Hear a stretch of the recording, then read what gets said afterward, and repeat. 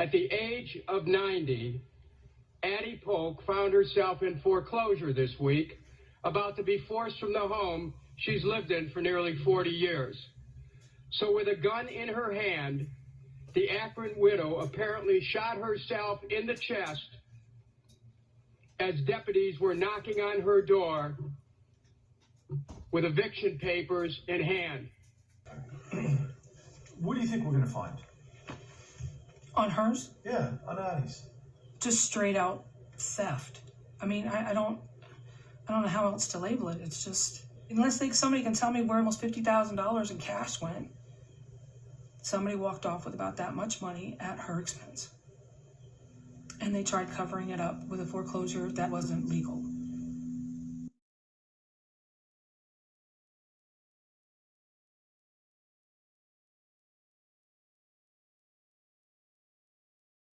You trust banks. You don't trust anyone else. You trust banks. You trust them. A person should not be considered an offender, or they should have been smarter not to put themselves in that situation. They put themselves in that situation because they trusted the bank. The activity was clearly illegal.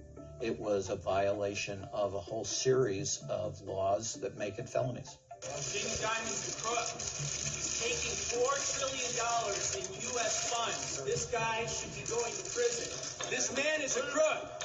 You created the mess we're in. I cannot believe no one's prosecuted you on this. Not one of the executives on Wall Street has been charged with anything. That is what power is about. That is what corruption is about. And that is what has to change in the United States of America. Business. And people are knocking on her door wanting her house. And to know that fear that she would turn the gun and shoot herself rather than have somebody take her home because she doesn't understand hurts, because all I could see was her face and her confusion and the pain. And they did it all for money, and that hurts. Someday, I hope you see the truth. This puppet show stays on.